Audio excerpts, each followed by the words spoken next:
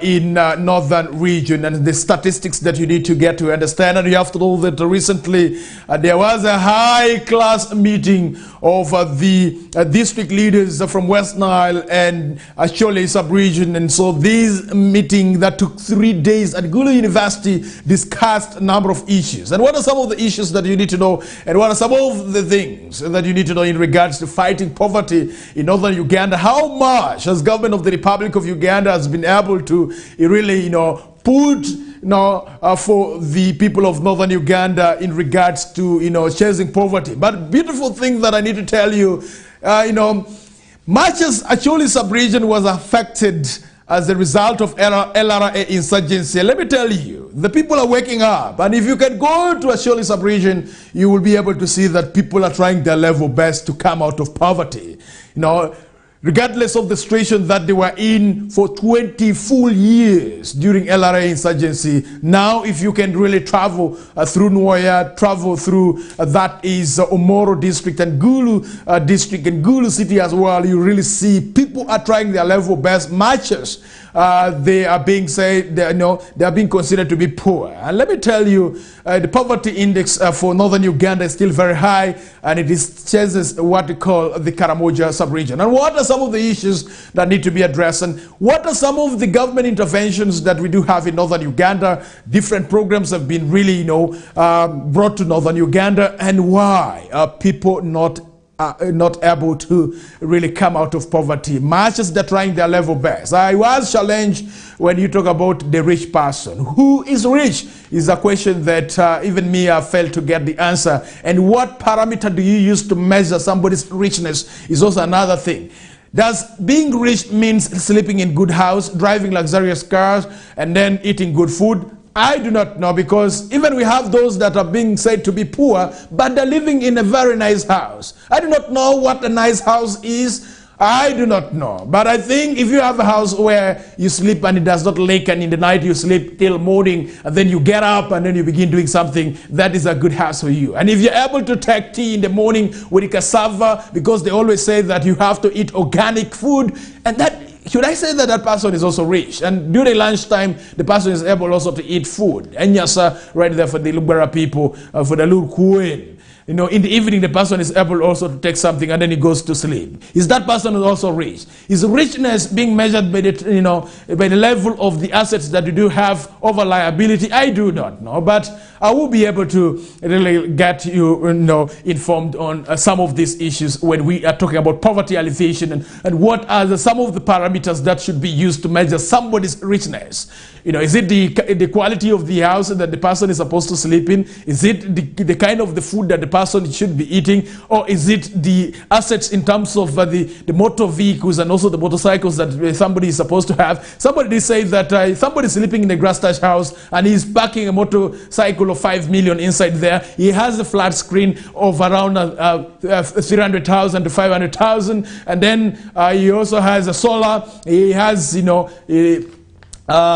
package of the television that he really connects and he watches at his home. Should we also say that that person is rich? I hear some people do say that if you have a television in your house, you are one of the rich persons that we do have in the neighborhood. And some people do say that if you have a smartphone, you're also one of the rich persons we have in this country. And so what are the parameters that are being used to measure richness? And what are the parameters that are being used to measure that is at the poverty level of somebody? Maybe you can get to the UBOS reports in regards to the level of poverty that we are talking about here. And remember, Uganda is at the verge of organizing another census, and we are waiting to see what will be captured in regards to the census. Should we trust the statistics that are being gathered by the UBOS, or do they, get the right statistics? Don't they, doctor these statistics to really try to confuse? Because you can really move in northern Uganda and you see at least people are trying their level best compared to 20 years ago when I was still still a young boy,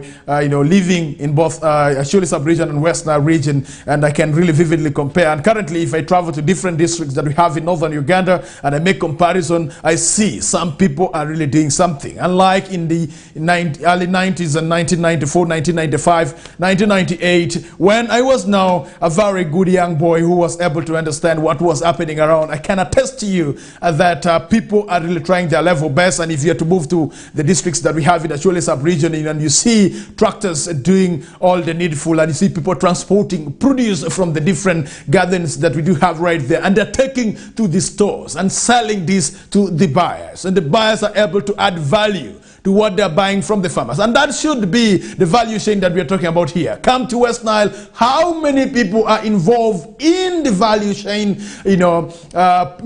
production that we do have. And remember, government of the Republic of Uganda is now talking about the parish development model. And one of the pillars of the parish development model is the issues to do with the value chain and productivity, and also the market access. And so how is this being done? And remember, Operation Wealth Creation was given the opportunity to distribute the inputs to the farmers. And 10 years down the road that the Operation Wealth Creation took over from NADS in regards to distribution of the inputs to the farmers, the Operation Wealth Creation should now be focusing on the value addition of the inputs that they were able to give to the farmers in terms of the seedlings and also the seeds that were given out. And so how many factories do we have? How many value addition facilities do we have in Westnile that can be used for really adding value to the products that are being got from the inputs that were distributed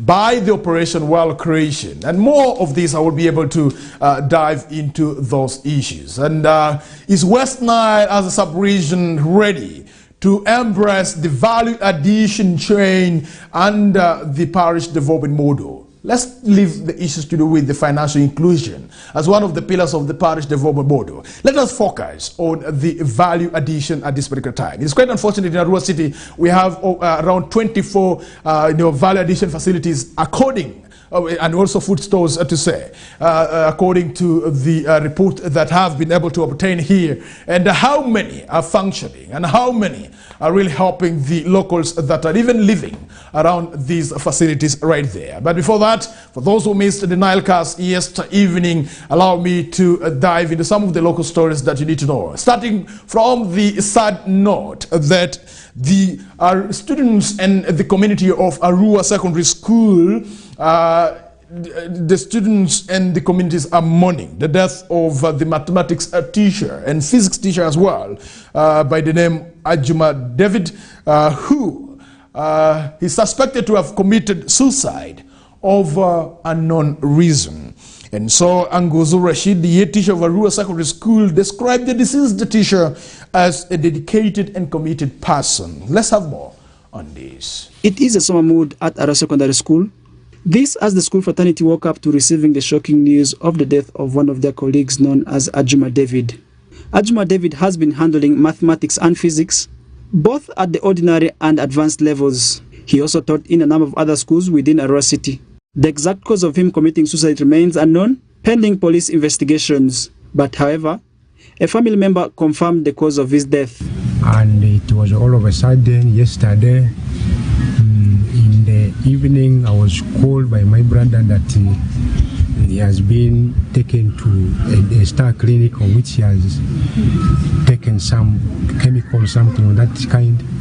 So I had to rush from prisons to the star clinic. Then after reaching there to reach him and ask him what has happened, he just told me what happened to him is he has taken acid, this sulfuric acid for the batteries 2 times. That was his problem. So I asked him what was the reason. He not tell me the main reason. Just tell me that he's having some issues to be handled. I should handle it very carefully. After he's been okay for me, I should take him direct to his dad at home. Then later I started vomiting the blood. Angozu Rashid, the head teacher of Arua Secondary School, described the deceased as a dedicated and committed person. David is an old student of this school. This is a guy who is such a hard-working guy that when he was in school here in Arua Secondary School, he was able to pay his own fees. And how he would pay it is he was working with one of these private security organizations. So during the night hours, this man would be guiding either the banks or some of the government properties out there. Then very early in the morning, he would rush and drop the gun at their office. Then he would be one of the first students also to arrive on the school compound. Similarly, the students and the teachers also praise the deceased for his character of being kind and a dedicated worker. Mr. Juma is hardworking. He has not been missing his lessons. He has given all his time to the learners, and his performance in Senior 4 has been exceptional. Because whenever he's in Senior 4, you are sure the students will pass his papers with flying colors. It's been a shocking news when we came in the morning, when we heard that we lost our math teacher by names of Mr. Juma David. He's just not a math teacher as the rest of the mathematics teacher, but for him, there is that uniqueness of teaching in him. And if you see in this school, he handles, let me say, from Senior 1 up to Senior 6, and that was all because of the students' request, which was made to the administration.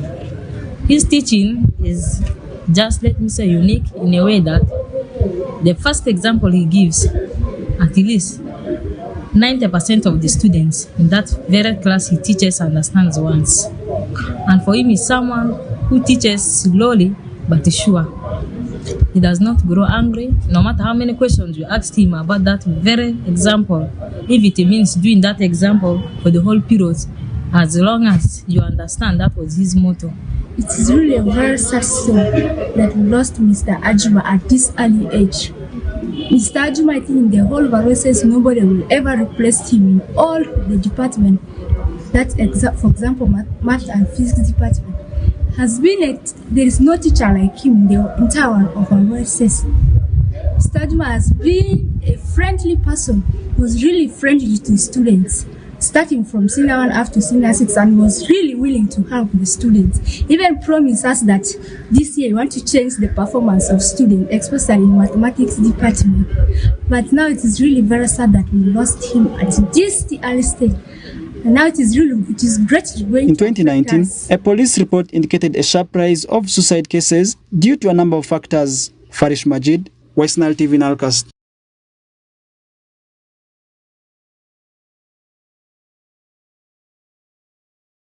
His soul rests in eternal peace is quite unfortunate right there, and this reminds me of what I did say sometimes back, issues to do with a social support, psychological support that should be given to her teachers and also the workers that we do have. The truth be told, let me tell you, workers are really going through a lot, and people are going through a lot. And for the men, men are not like women. Allow me to be a little bit gender sensitive here. I know somebody will be telling me that you're really stereotyping, and that is not what I mean here. Men, they die silently, and that's what they always say in Alur Nyaya Sho Toyoyo, and then Sho Yuaki Igi. Men, even if they're going through hell, men will not really share their problems to their colleagues. It's only very few men who do that. But for women, once the husband has just beaten or has not given money for food, automatically this woman is going to tell the colleague that, you look at that, my husband, he puts on trousers and he thinks that he's a man, and he has not even left something home for the children and also for the family members. And so what should I really do with this kind of man? And so these kind of conversations are very common with the women, unlike the men. And so when men are sleeping hungry at their homes, let me tell you, men will never speak out on those issues that they're going through. And so this message should really go to men, that let us try to be open. if we are going through, challenges in our homes, in our marriages, the religious persons are there that you can really share with them. They can counsel you. The reason why we have the religious institutions is to help us, in counseling and guiding us on what steps should we take. Let us not be dying silently. Men, please, let us not be dying silently. For women, for them, they can really share their information.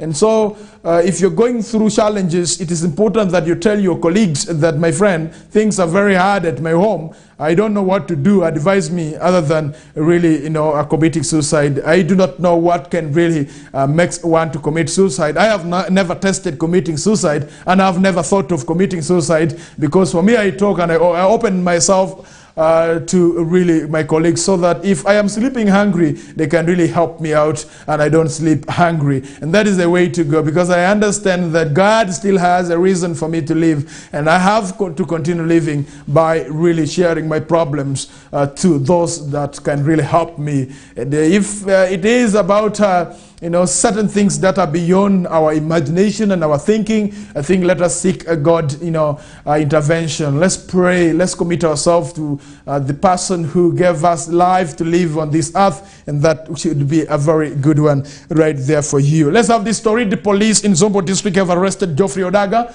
a 34-year-old, a resident of Labora village, Paida sub-county, Zombo district, as the prime suspect in murder of the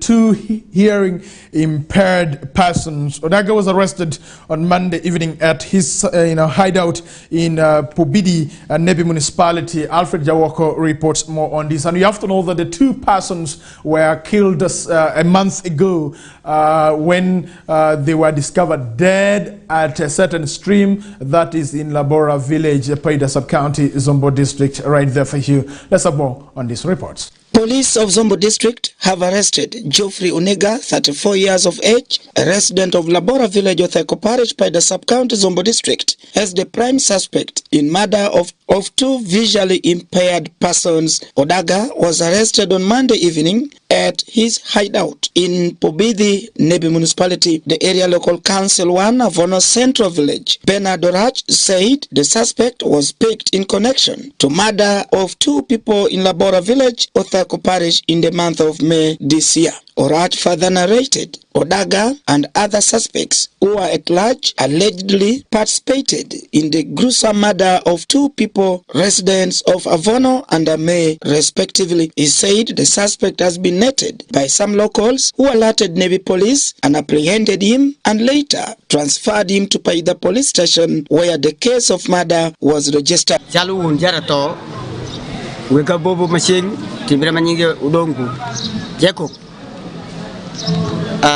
Jal kushikiripa polisi bagi beka jutuanea le marajo kudwa tim ento wasa yuri bimako tan magine kune anta isienga beach ukwera sibune ngati manyinge Geoffrey Odaga etie kuli kite etie kubiti anta wana nkare wotim polisi wanda wasa yuri waketu tano wasa yukameti ye ayori ngeye waswalo chupara kisitu kucha team police mindevi kisito mako yalmanyinge Geoffrey Odaga baka on ready on arkan wangu ka jumange ariyo mange menidu mbayini wope chimako gi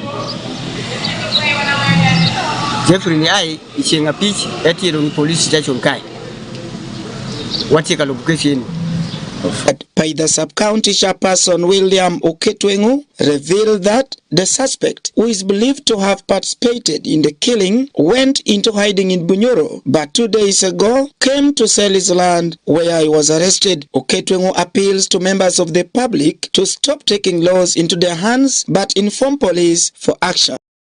Sub-county, I think everybody heard about what happened before in Labora village, where two suspects have been killed.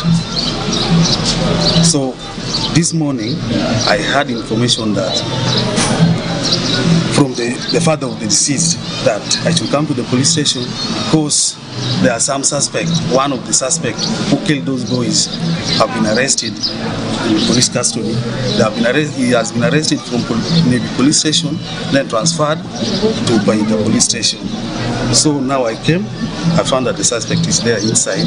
So that's why we as leaders, local leaders, we do appeal to the public that they should not take law into their hands. Because when you kill someone, the law will follow you.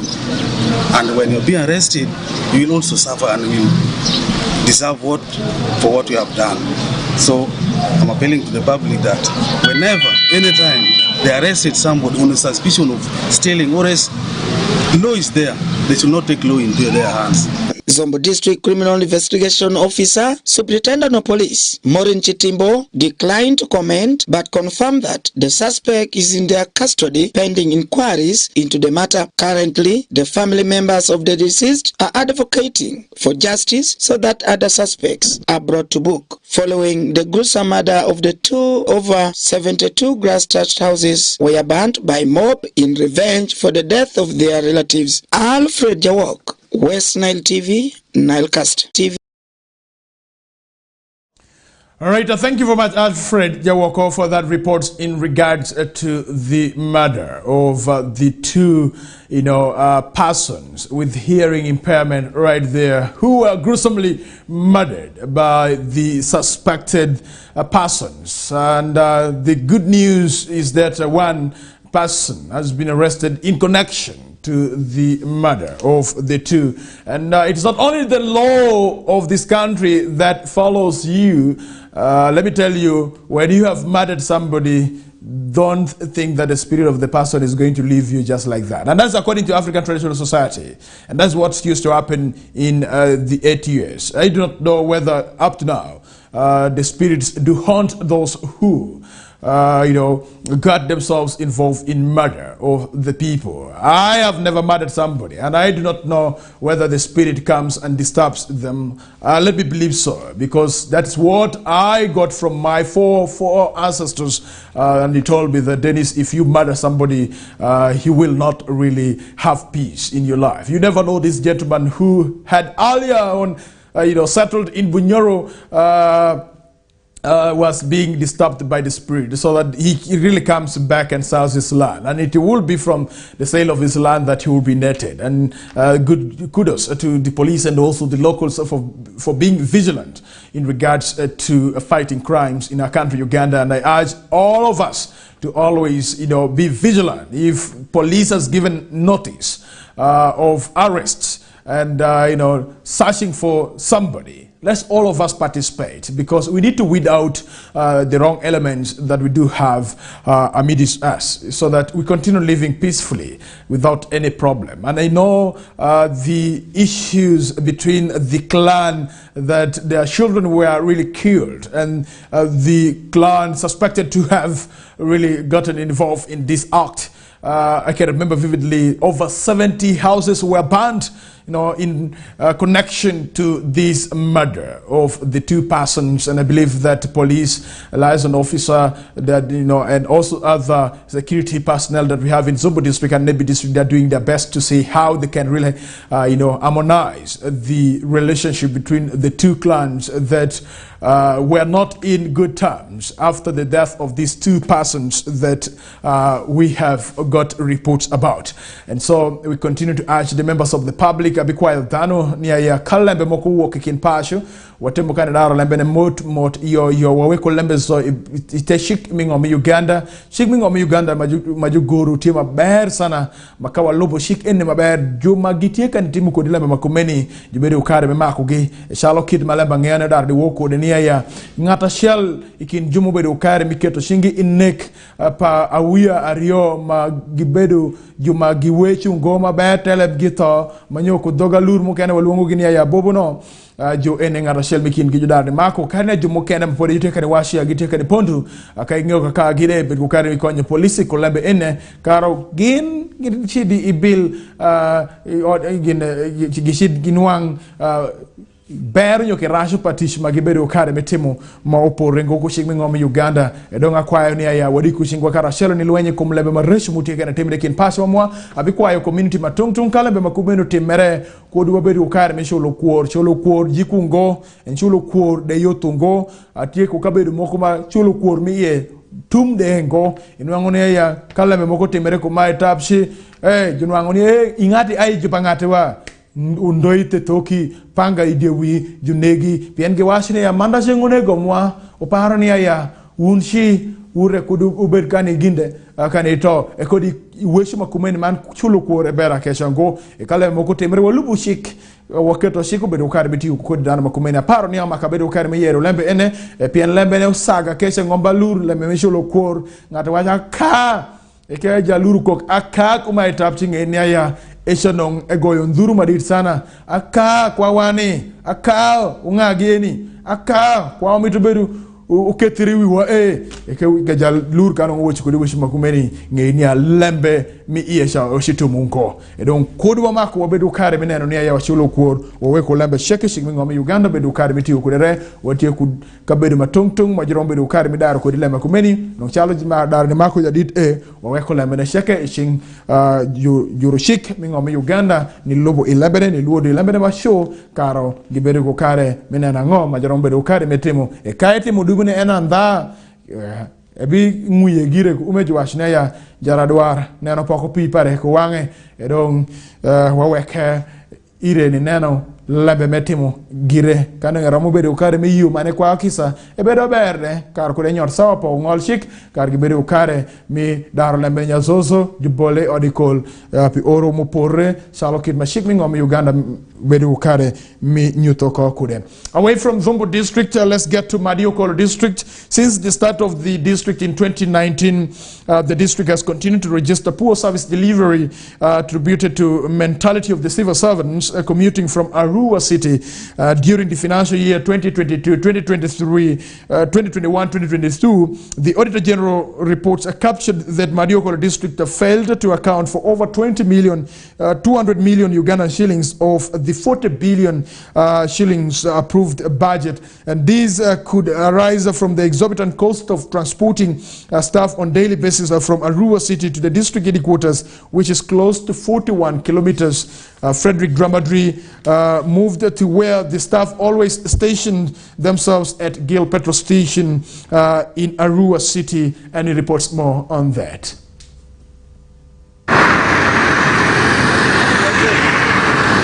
Exactly 2 minutes to 10 a.m. Now the district officials are still here in Arua City, waiting for the vehicles to take them to the district headquarters for them to start work. But if you look at the public standing orders and the local government has clearly stipulated that the government officials are supposed to be at their duty stations by 8 a.m. But if you look at how these people commute from Arua City to Madiokolo district, after this time these people are still here waiting for their vehicles to come and pick them. But some of them, I understand, will still go back home because either the vehicles might not arrive or they might arrive. So this leaves the service seekers in dilemma. The population is not served well. Most of the monies that Madiokolo has sent back to the celebrities that have been, because most of the projects have not been implemented in this manner. So we continue to see staff commuting from another district to another district like that, yet they are supposed to be in offices at around 8 a.m. up to 5 p.m. My name is Frederick Dramadri. I work with Westnile TV in the program 9 Minutes. Thanks. All right, it's quite unfortunate right there that Madiokolo district local government continues to spend a lot of money transporting the non-residential staff from Arua City, which is far away from the district headquarters, close to 41 kilometers away from Arua City. And these staff, they have to travel, and in most cases, they tend to leave Arua City by around 10 a.m. And that means that 2 hours down the road have just been wasted by this staff, and government of the Republic of Uganda has to pay this staff for the time that they always use for waiting for the vehicle to take them for work. And if they go there, do you know the time that they close? Around 3 p.m. they have to travel back to Arua City. And 90% of the staff working at Mariokol District Local Government commutes from Arua City on a daily basis. And who foots the fuel for the staff that are really being transported from Arua City to the district headquarters? And that is how the district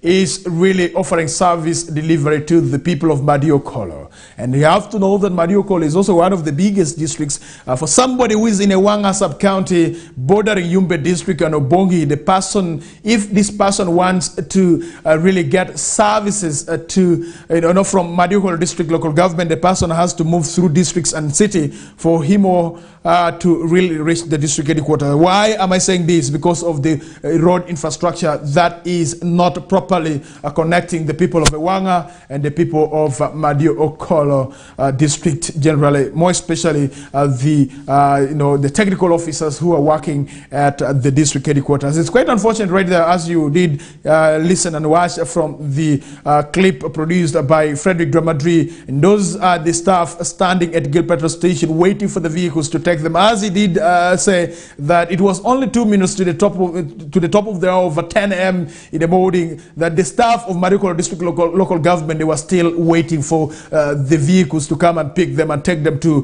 Mariokolo District local government. And how much does the district spend in transporting this staff, in which I know very well that that has not been captured in the budget, because I don't think the government of the Republic of Uganda through Minister of Finance can really say that since you people, you don't stay at the district headquarters, this is the amount of money that you should be able to use for fuel for transporting these staff from Arua City, which is 41 kilometers away from the district headquarters. And I believe that the Chief Administrative Officer of Mariokolo District Local Government, together with the LC5 chairperson and other political leaders, they will be able to sit down and harmonize on this. Is it the problem with accommodation in Madi? People are not investing in accommodation, and then that is a very big business opportunity for those who are into real estate and construction. You can really put up some buildings that can really accommodate this stuff, so that services are really brought closer to the people of Mariokolo District Local Government. It is quite unfortunate right there the district continues to lose a lot of money in transporting the staff 41 kilometers away from the district headquarters right there. Away from that, let's get to Marasha District, where the Association of the LC1 chairpersons, LC2 chairpersons and parish councillors in the 11 newly created administrative units have given Marasha District Local Government an ultimatum to respond to their unpaid ex gratia, or they will lay down their tools and resign. Let's have more on this report. The Association of LC1, LC2 and parish councillors in the 11 newly created administrative units have given Maracha District Local Government ultimatum to respond about their unpaid ex gratia or lay down their tools and resign. Motino Ward Councillor Honorable William Ezaga, who doubles as the Secretary for Social Services in Agai Town Council, disagreed with his affected colleague councillors, LC1 and LC2s, stating that he doesn't think resignation is the solution for this impasse, but rather they should continue to fight the war.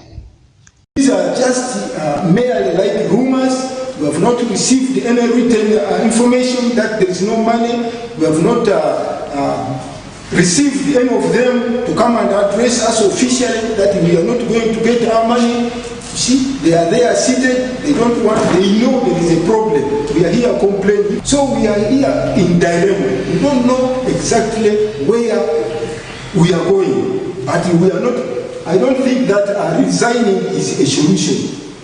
My dear councillors, my friends, we should not resign. Let's fight the war. We have just started it. We should not give up. Let's continue with the war. Let's find out why we are not paid when others are already paid. Honorable Ajidru Yobuga Anet, the Deputy Speaker for Oleba Town Council, blamed LC5 Chairperson Honorable Obitre and Maracha District Council over the mess because while they were passing the budget, LCs and councillors were not catered for in the newly created administrative units. There was information we got from the district that were not put in the budget. But this LC5 was there. Our DLC representatives, they were there. They knew that these councillors, they were not put in the budget, but they went ahead, they approved the budget. Why? These people are just confusing us. They are doing these confusions here in the district. So I would suggest that we write a letter to LC5 because he is our president for law councillors. We copied to RDC, to COW, and other people we may need to involve. Then, maybe we give them some 2 to 3 days, we need feedback of our letter. If the feedback is not there, we are going to lay down our tools. Honorable Dribia Charles, the councillor representing Lamila Ward in Okokoro Town Council, stated that they are not fighting the government, but rather it is some few officials in Maracha District Local Government who are fighting the government. We want our money. We are not fighting the government. It is the district officials who are fighting the government.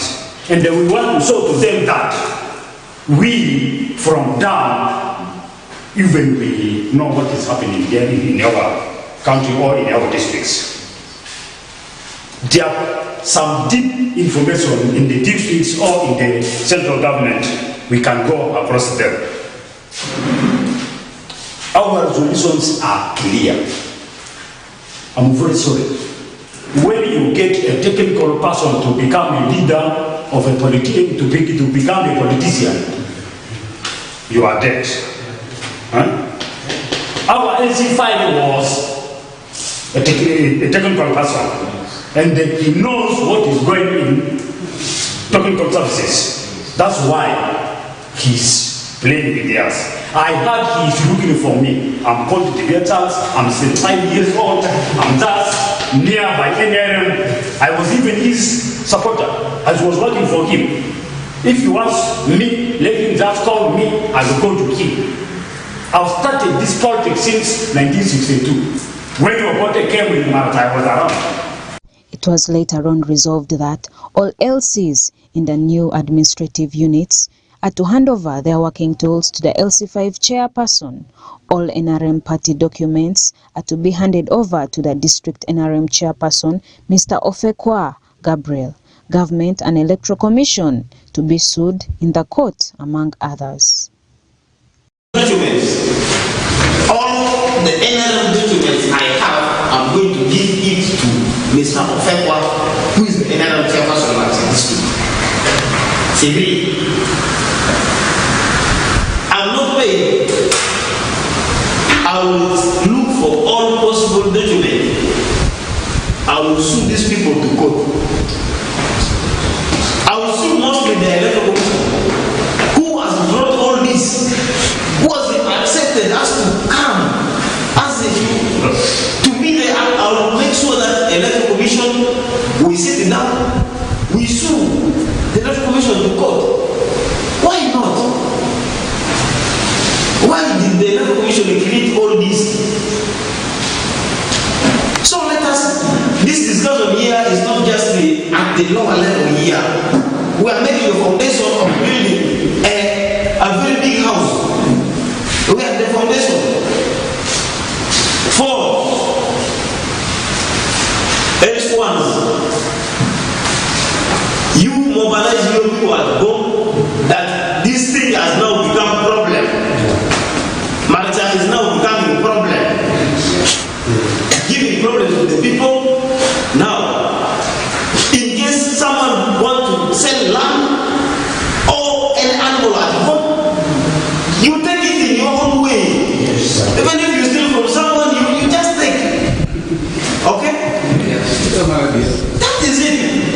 Number 5. All LC3 chairpersons of new adjective units, they must resign. They must resign. Even though they are getting their money, they must get their money and they resign when they are getting the money. Because the councillors are not working. You come here at see any LC3 coming to the office here, we have that right to say there is new administrative unit here. What are you doing here in this building? You go away from here. The result is there to know. Osuta Yusuf and Alessi Joan, Westnile Television. All right, thank you very much for joining us. All right, dear viewer, you have to know that you're still watching KOKOLIRIKO live on Westnile Television. My name is Denis Oringi. Till the hour of 9 a.m. That will be the time I will be jumping out of the studio here, leaving you for other programs that we always have here. Let's have more stories from that is Yumbe District. You have to know that the LC1 chairman for Migo Cells, Mazinga Ward in Kuru Town Council, Aringa Central Constituency, Yumbe District, Obote Kasim, on 8th July 2023, stopped the meeting to dialogue and installed the chief of Ambala Aringa Kingdom, citing biasness and lack of quorum. Obote Kasim ended up stopping the meeting, insisting that the meeting lacked a quorum, and as a biasness arising from the absence of that is Saidi Nasur Okuti. Right there. Let's have more on these reports.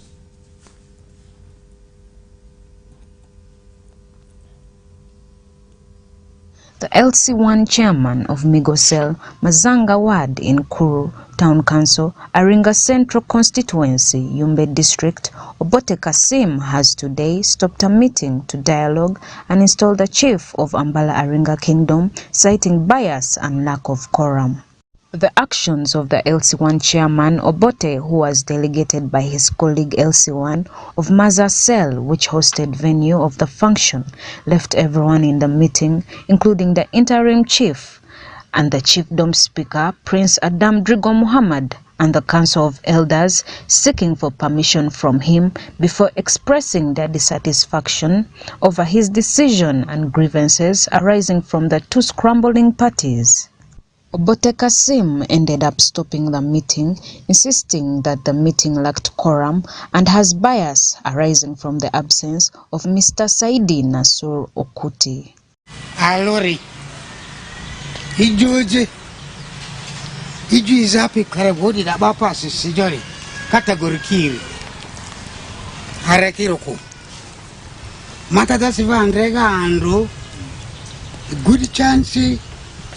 Pisia, Achakira, Rikido Pirangologa, Mata the category in the Gapira, whereby Mauja Joy Cosimas meeting according to the government the police. This is not the number. Why? Aleki Baka Garumbega. Ma always after truth. Ale Dule.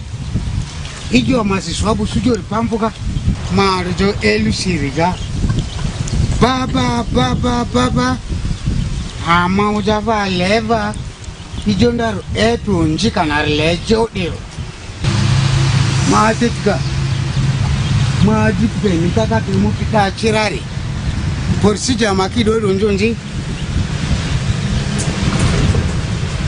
akwadi Ampala Vazinga. Ezamaham Mzamil, a subject of this kingdom, who sought for permission to speak from the LC1 chairman, castigated the elders in the entire Ambala Aringa kingdom for cowardizing and not being able to handle conflicts of this nature. Ijo nicho iminde ingonero. Ijo tama expectendo irero ya dararta dorvangara la droga. Now, upiki doringa gade ujaki dofuiri. Aedele ngoni. Ata doringa traga piri. Ata varala upi ambalaga da de doga upi afa alibaga ya amvalo rendraga ya redoga ajuga badi mi pirenjeri ngani agijo la reteni mita dorega eldar mi dijur ba winje amato daro amato are Aliapi elder Noah Awoyo stated that leadership cannot be taken by force, and he promised never to attend any meeting that will be scheduled to address this impasse. Alesemanga ope baki awi diga angolo digada irila ko Rikiba ife de funi ke fangwa ni o su fende fe ba zibi bala papa ide pala ide wazara weza kumati ma joda kapidi. Another elder of council, Mr. Paiya, who also used Mr. Ezamaha Muzamil's session to present his concerns, vowed to resign his position in Ambala Aringa Kingdom Elders Council because of all this confusion and mess.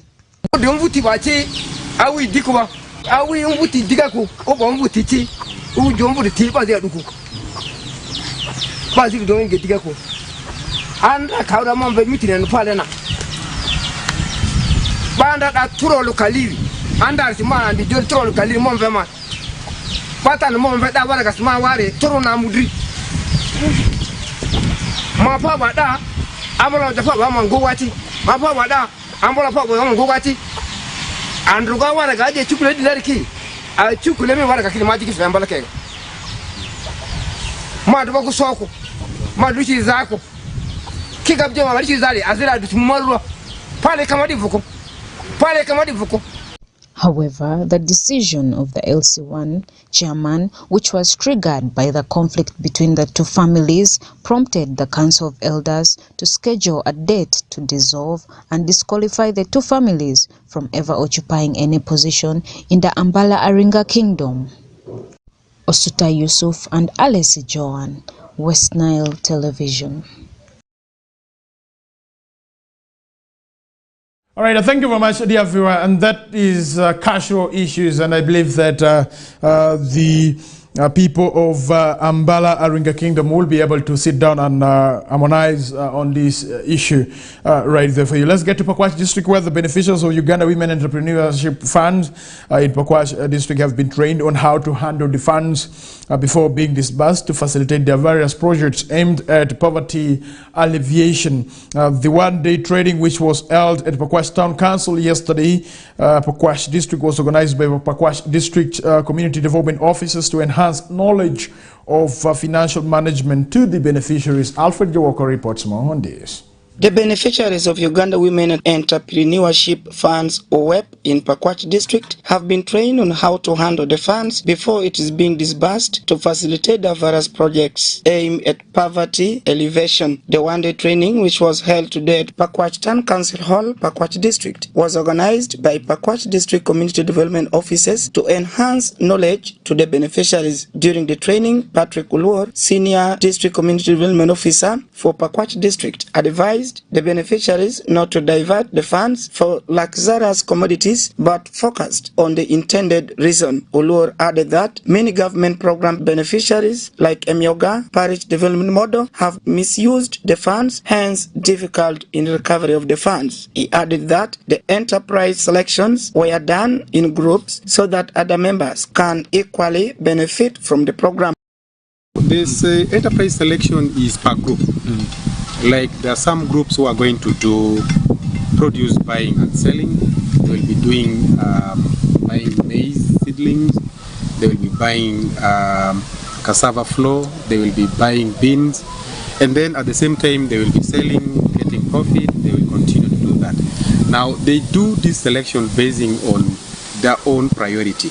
There are some groups which have saloon operation, and then that one basically we consider such enterprise should be within urban setting. Like in Pakwach Town Council, we have 2 out of the 6, and then produce buying is in the rural setting, the sub-counties. So the enterprise selection is per group according to how they think the business can grow fast. I mean the business can also move faster in their within their location, and that is how they do their enterprise selection. It is not by district, but of course they are guided by the expertise. We have people from production, people from production. We have the agric officers. They also give technical guidance, and then also staff from commercial department. They give guidance on businesses, especially on the business plan and how to do those enterprise selection. Jenna Kello, a market vendor at Pakwach Main Market and also one of the beneficiaries, outlined how her group will utilize this fund to prove its meaning to the local population. Sente eni tekene gemi iwa tap wa besi bere pin wagam yero dano mwa ario nyadek machopo shido ywa Kampala kono ke nyo Arua kama gi makie second hand clothes don ka keno eno ke wa yero gi ka wagam neno ni ya sente wende magi miwa wilu nyo bel sa di aha mapodi waneno ma eno go wakola neno de ni ya watingu bel pa ango nyo bel pa bonga wiya nyo blouse pa nyira nyo trouser pa sho wala neno ma eno kirango no dong wa monitoring soko ni ama woto ma ber utie kid bongo mane nedi aha ka keno eno wagam oro dano mwana gishide Kampala wangeo ni a transport mi shide wende tiero kai transport mi dogo wende tiero kai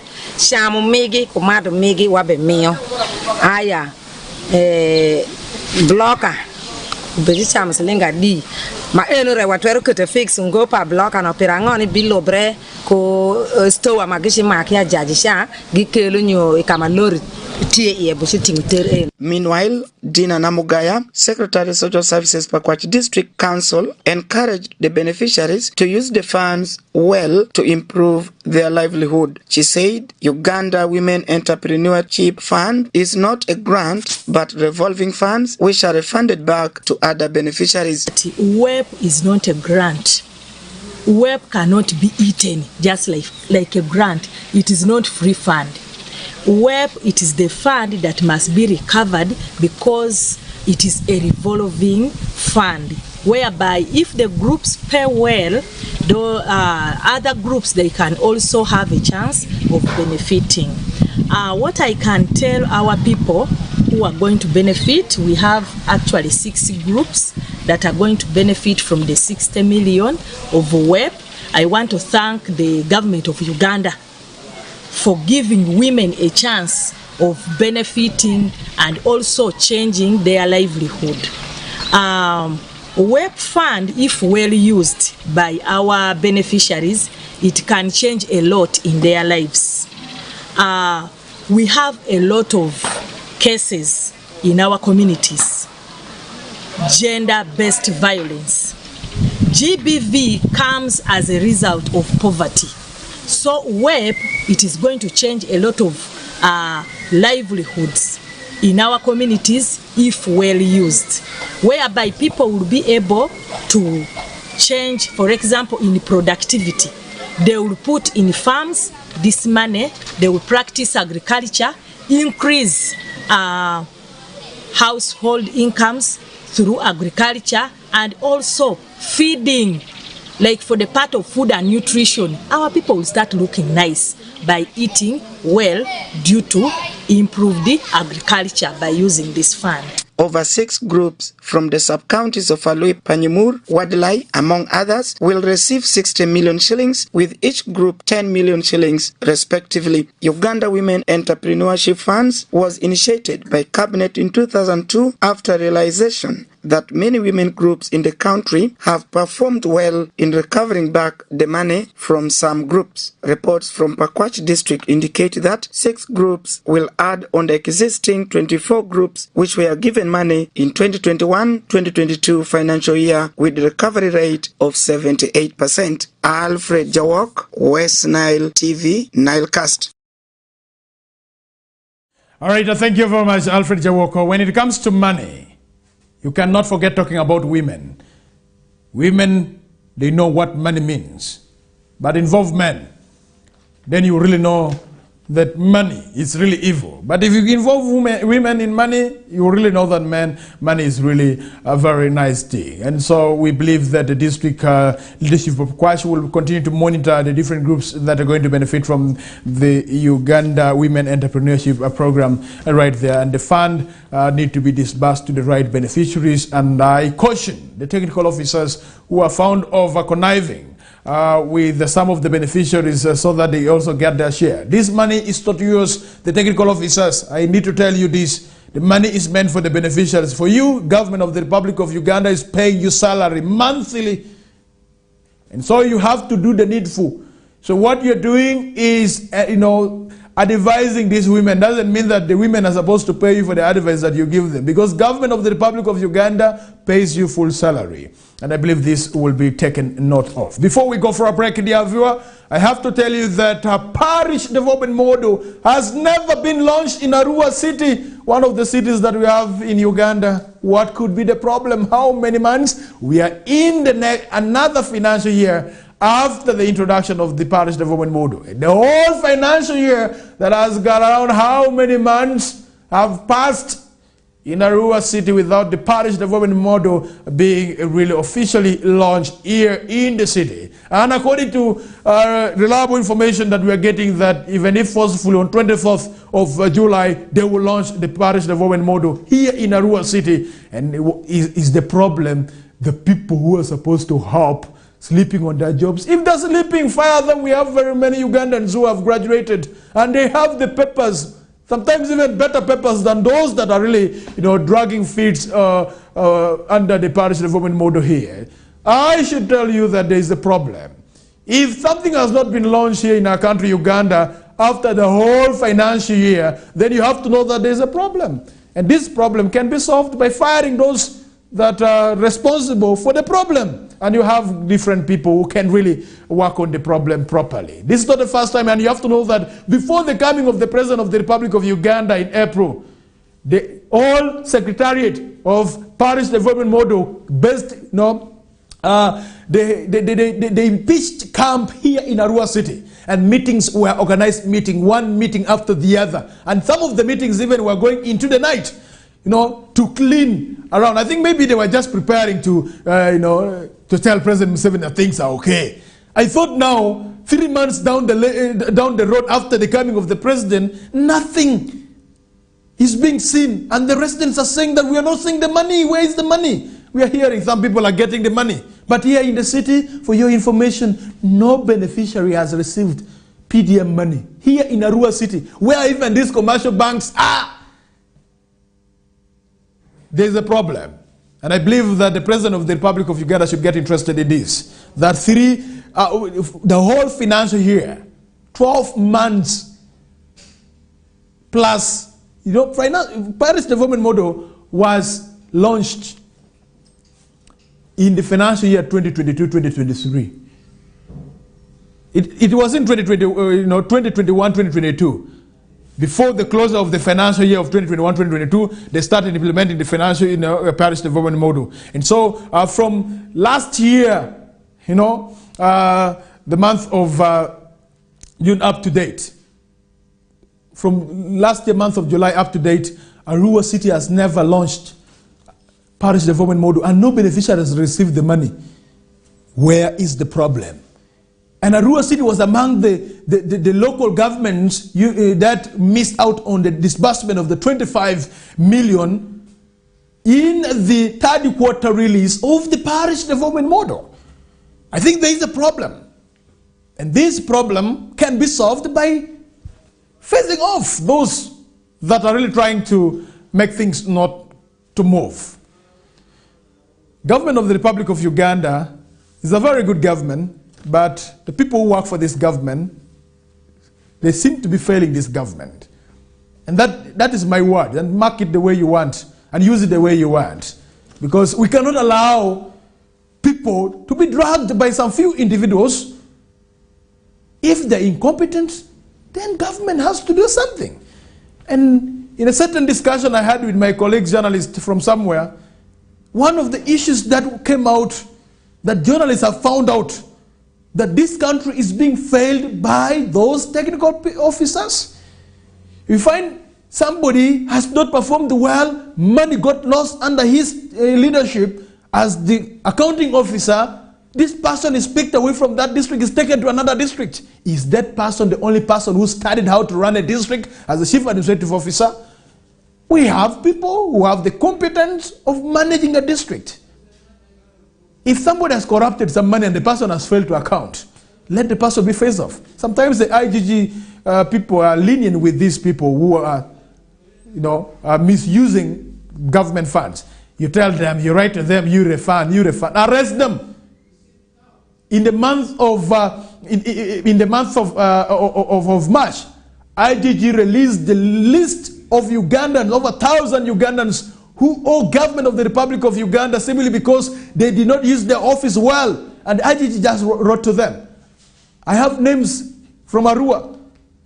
People who were supposed to refund money to IGG just because they were able to misuse the money, and they're just there. Go to government prisons, we have chicken thieves who are really in these government prisons. And those pen thieves, those who use their pen and their papers, stealing billions of money and millions of money, are being left free to use the money that they stole from the public. And for how long shall we continue having a country run in that manner? That public fund stolen by these public officers, and they continue to use even the public fund stolen. It is quite unfortunate. The country is a peaceful country, but the people who have been entrusted with the public money are really dragging our feet behind. People want to move, but people are not being guided properly by those that are at the forefront. It's quite unfortunate that Arua City has never launched parish development model, where even the banks are located. Then what are they doing in those offices? If they cannot hit the deadline. It's quite unfortunate that the 2 days that President Yoweri Kaguta Museveni was here, people never gave time for President Museveni to interact with the Wananchi, and that was quite unfortunate for me, because the time was not enough. And President never asked any question in regards to parish development model. I don't know whether it was a calculated move by those who are trying to run the program, that President Yoweri Kaguta Museveni should not get to understand how parish development model is being managed here in Arua City. I can remember I personally moved and spoke to some beneficiaries of this PDM in different cells and different wards here in Arua City, and the stories we got were heartbreaking stories. Some of them are called for a meeting, but the people who called for the meeting don't appear, and they're forced to sign papers. And these were some of the issues that people disclosed to us. If you want to get the right information, use the journalist. If you use politicians, they will never give you the right information. And some of these technical officers, they sit in their office and doctor information. And they want to clean their name by just sitting down, trying to generate information, data from their computers. But they don't have facts on ground. And this, if government of the Republic of Uganda wants things to change, then government has to change its mechanism of work. And the people that government of the Republic of Uganda can work with are the journalists. If they are not being quoted as, bad elements, saboteurs of development in this country, that's how they always termed journalists. But for us, we speak because we interact a lot with the people. Send a politician to go and get for you information, and send a journalist to go and get for you information. Who will come back with the right information and present will be a journalist. A politician will go with this propaganda because he wants votes from these people. And he will never bring back the right information to you, Mr. President, and those that are in charge of this country. My name is Denis Oringi. Let's go for a break. And we still have more for you this morning. I will be telling you that 3 trillion government of the Republic of Uganda allocated for northern Uganda, but we still talk about poverty. What could be the problem? Is it the mindset change, or the disciples who are supposed to manage these programs are not doing the right thing for the right people who are supposed to benefit from? As it is the case, the government is for the people and by the people, and it's a government of the people indeed. And that's what I know, what democracy means. And so if we get things in the name of the people, who are these people that we get things for? And why are they not benefiting from the things that you get in their name? Where are the things going? These are questions that we shall continue to ask to find answers for them, for us to begin a good journey towards poverty alleviation. My name is Denis Oringi. Good morning.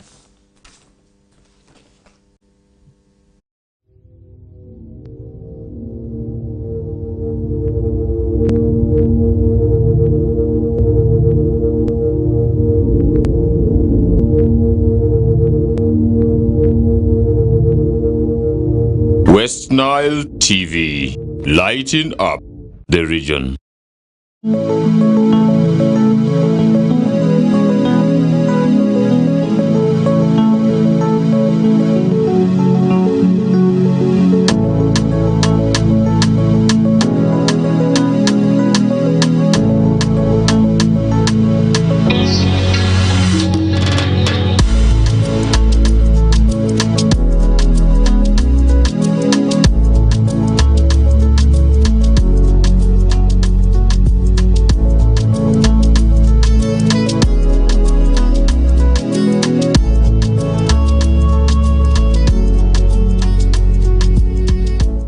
Get more for less on Star Times this Easter season.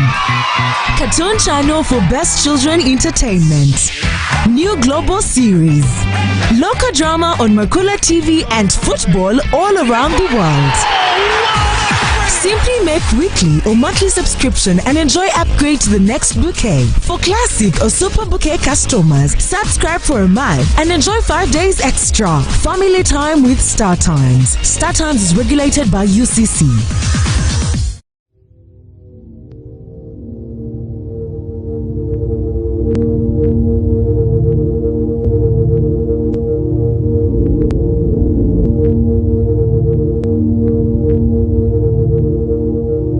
Westnile TV, lighting up the region.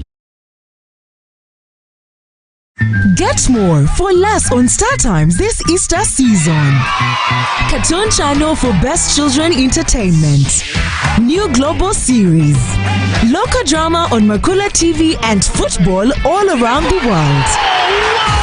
Simply make weekly or monthly subscription and enjoy upgrade to the next bouquet. For classic or super bouquet customers, subscribe for a month and enjoy 5 days extra. Family time with Star Times. Star Times is regulated by UCC.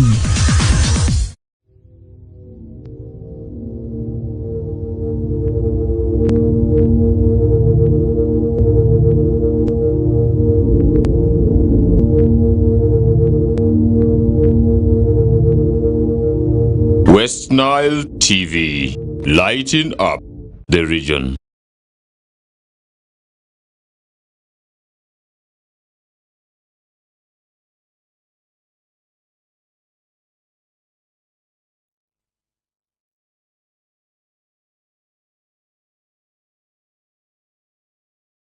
We are asking you, thank you very much for joining us once again, dear viewer. You have to know that this country is a good country. But the question here is, whose guns are being used for robbing people?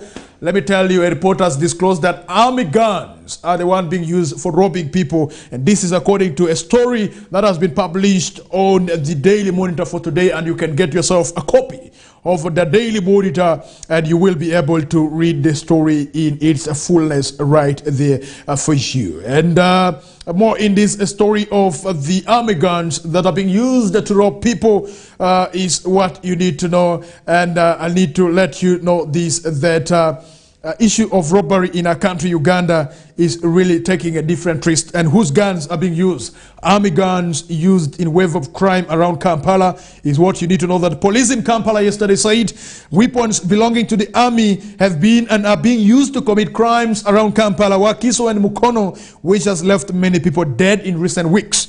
In one of the more recent armed robberies on June 30th, a soldier attached to Kikubabutwe Army Barracks in Kayunga Road, in Mukono district, broke into a mobile money outlet and retail shop in Luzira Nakawa division of Kampala and robbed the shillings 72 million. Kampala Metropolitan Police spokesperson Superintendent of Police Patrick Onyango said that the scene of crime officers recovered an AK-47 assault rifle belonging to the Uganda People's Defense Forces after the Luzira incident right there. And the police sources who asked not to be named said, following interrogations of one of the suspects, we have since established that he was the source of guns that were used in the recent robberies in Mukono district. And the suspect names withheld was reportedly assigned duties which gave him access to the armorer at Kikumbabutwe barracks from where he illegally withdrew weapons for hire. And then on the fateful June 30th, Agri Bahati and Anna Nyamuku were closing down for the day in Luzera when 2 armed individuals broke in and fired shots into the air, causing panic. And so while Bahati escaped unhurt, and a black bystander, Betty Nakigude, was wounded in the ensuing chaos. And so that is what you need to know according to the report that has been published on the Daily Monitor about the guns that are being used to rob the people in Kampala, Wakiso and Mukono. And the guns belong to UPDF. So it is now up to the UPDF to think of what needs to be done. And I can remember vividly in the past, if you're the army officer and you want to get out with the army gun, you have to go to the armorer and then you sign for the gun before getting out of the army barracks. And once you're done with the assignment that has been given to you, you have to come back the following day and return this gun back to the armorer. And if you have been assigned to go out for your official duty, you can go and sign for the gun. Now, what informs that? It was because the soldiers were sleeping with the guns in their houses in the different barracks that they were living in, more especially in northern Uganda during the LRA insurgency, because at any time the UPDF soldiers are informed that the enemies have arrived and you will not have time to go to the armorer to go and sign for the gun. And so UPDF gave that privilege for the UPDF soldiers to sleep with the guns at their homes, but little did the UPDF officers know that these soldiers, they also drink. And once they are drunk, they don't know what they're holding. They might think that they're holding a stick. And you find somebody firing in the bar just like that. And I can remember vividly, a number of persons and soldiers were shot dead around Kasubi area in Gulu during the LRA insurgency, simply because these soldiers could go to the bars with their guns, and when somebody's drunk and they are having a problem with a colleague over maybe a bar attendant, you will find that somebody just opening the safe. And then you see lives living just like that. And so I believe that UPDF soldiers, especially the officers, the UPDF management will be able to sit down to find solutions, since the story has been published already that the army guns are the one being used for the robberies that are really taking place, that have taken place in Kampala, Wakiso and Mukono right there for you. And they need to streamline the usage of the guns. And this is what I need to let you know right there. And so that should be taken up. And if government of the Republic of Uganda can spend some money to streamline this, it will be a very, very good one right there. More story, young couples opt to cohabit rather than marry legally. Why are people opting for cohabiting than marrying legally is what we need to understand. And is it true that young people don't want to marry? What they want to do is to cohabit. You have to know that a mini survey conducted by Daily Monitor indicates that cohabiting is the fastest growing family type in Mbarara. Is what you need to know, that young couples in Mbarara district are opting for cohabiting over legal marriage. Is it the case also here in Arua City or West Nile? Is also another thing that we need to get to understand right there. So a mini survey conducted by Monitor indicates that cohabiting is the fastest growing family type in Mbarara. Allen Asasire, family counselor at Ankole Diocese, said the majority of the couples are seeking counseling services in our office are cohabiting, is what you need to know. In a month, I receive about 30 couples, are coming for counseling, but the majority of these are young couples who are not officially married but are cohabiting and even have children, she said at the weekend. And Sasira explained that the main reason for cohabiting is the fear of commitment. People don't want to commit, is what she's saying right there. And so what does it,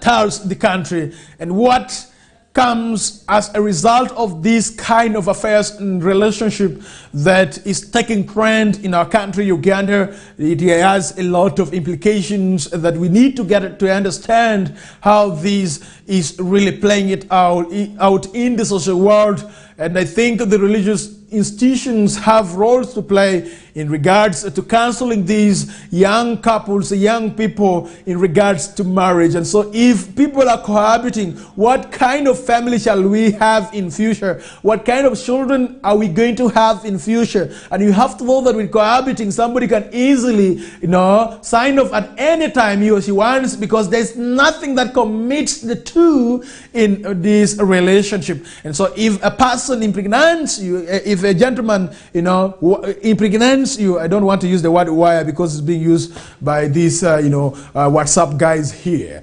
If a person impregnates you, what happens? You have to take care of the child. And this explains to you the reason why we have very many single mothers and single fathers that we have in this country, Uganda, because they got the children when they were cohabiting, and so they were not yet fully committed in marriage, and this becomes a very big problem in a society. If children are being brought up by single parents, these children, they will lack some aspect of upbringing and life, and the aspect of the holistic upbringing will be missing. And what comes as a result of lack of holistic upbringing, you will have children who are behaving with in a queer manner, and they become robbers and terrorists in the society. And what need to be done? I think it is not yet too late for us to counsel and advise young couples on what they are supposed to do in regards to relationship. It's not bad to be in relationship, but what kind of relationship are you getting involved in? Is it a cohabiting one, or it is a full marriage? And so for the ladies, you should be very serious with this gentleman. Are you just picking me for 2 weeks or 1 month, and then after that you're going to dump me away?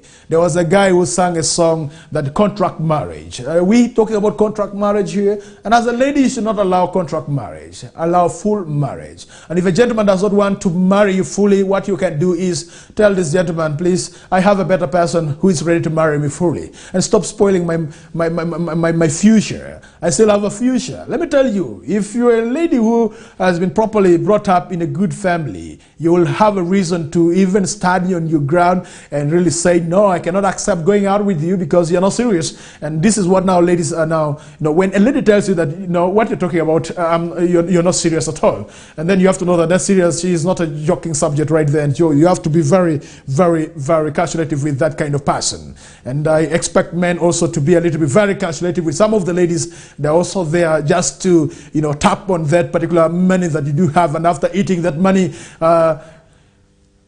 the person disappears in thin air. And then you just only hear that the person is again cohabiting with another person somewhere. And it becomes a very big problem to a society. And so we have to be very serious. I am not a pastor and I'm not a counselor, but I'm requesting counselors, please help us. Help us to really counsel young men. Total E&P Uganda abandons 2 oil wells in Mashishan Park. What is happening? Mashishan Park, what is happening about Uganda's oil is what we need to understand here. That the manager for operations, that is the compliance and the Petroleum Authority of Uganda, Felix Bob Oshiti, revealed this information during a guided media tour in the Alberton Graben at the weekend. And he said the Total E&P Uganda, which is as part of the Tilenga oil project in the oil-rich Albertine Graben, has abandoned 2 oil wells within the iconic Magician Falls National Park. The manager for operations and compliance at the Petroleum Authority of Uganda, Felix Bob Oshiti, revealed this information during a guided media tour in the Alberton Graben at the weekend. The wells named Joby East and Mpio, situated north of that is Lake Albert in Ware district, were deemed economically unviable due to limited oil deposits right there for you. And so it is Total E&P Uganda is working on 426 oil wells, half of them being producer wells and the remaining half are injector wells that help to pump water underground to push crude oil onto the land surface. And so he added that the latest development is in line with the stipulations outlined in the country's oil laws, which state that a company is granted 2 years for exploration and an additional 2 years for the development of any oil well for production. After this period elapses, the government resumes ownership of the resource. is what you need to know right there. So 2 oil wells that we have north of, that is the Albert and Graben, have been abandoned by Total UNP right there for you. And so which one exactly and their location you have none. And so after crossing Pakwash Bridge, you will begin seeing, some of the sites that have been established by these companies that have been really given the mandate to do exploration and also extraction of oil here in our country, Uganda. But I have to tell you that Total Energies is one of the biggest offshores that is oil producers in the world. And so for them, they seems to be, working well right there for you. And so what other stories that you need to know right this morning is about students. Decry cost of new curriculum is what you need to know, that the students who are now, learning using the new curriculum. Those who are in senior 3 now, senior 2, senior 1, they are learning using new curriculum that requires the parents to pay extra fee to see that this new curriculum is really, explained to the students and they get to learn and understand. Speaker of Parliament of the Republic of Uganda, Right Honorable Anita Monga, threatens to slash allowances for absentee members of parliament right there. Meanwhile, somber mood as Afonye is laid to rest, and may his soul rest in eternal peace right there. Lango leaders decry parents to join fight against teenage pregnancies is what you need to know right there. Museveni asks Iran for help in oil refinery development is another good stories in connection to the oil refinery here in our country, Uganda. And you have to know that Total Energies together with development partners, they're partnering to extend, that is the East African crude oil pipeline up to Tanga in Tanzania. And you have to know that in the recent development that we have been able to have is that some companies are withdrawing their funding to fund, that is the East African crude oil pipeline. And so President Yoweri Kaguta Museveni has taken the initiative to ask, that is Iran, for help in oil refinery development is what you need to know right there. That whereas the Human Rights Watch and the European Commission want the oil project in Uganda halted, President Museveni insists on construction of both and has often said if the Western funders pull out, he would find willing partners in other parts of the world, is what President Yoweri Kaguta Museveni is telling us right this morning. That President Museveni has again asked another Iran president, that is Ibrahim Raisi, who is visiting the country, to help Uganda with technology in the development of the oil refinery, and that is petrochemical production is what you need to know right there for you. 8 minutes past over 9 a.m. right on Western Television. We do appreciate you and we thank you very much for being with us. I felt it is important that I should be able to bring for you what we have in the dailies today, the Daily Monitor and the New Vision. You can get yourself copies of these, later of these, dailies, and you will be able to get to understand some of the stories that are making headlines in our country, Uganda. It is important that we should be able to be well versed with the current affairs happening in our community, in our region, in our country, so that you are informed of what is happening. And you can only know this through Westnile Television, KOKOLIRIKO Live. My name is Denis Oringi Kashmir, again tomorrow for the Friday edition of the program, the KOKOLIRIKO Live on Westnile Television, as we look forward to seeing how we can have a conversation with some of the policy makers and also those that have the expertise in really explaining for us how things are moving on in this country, Uganda. Have the best of your morning. God bless you. Up next is the repeat of The Real Talk with Ayot Lillian right there for you. Good morning.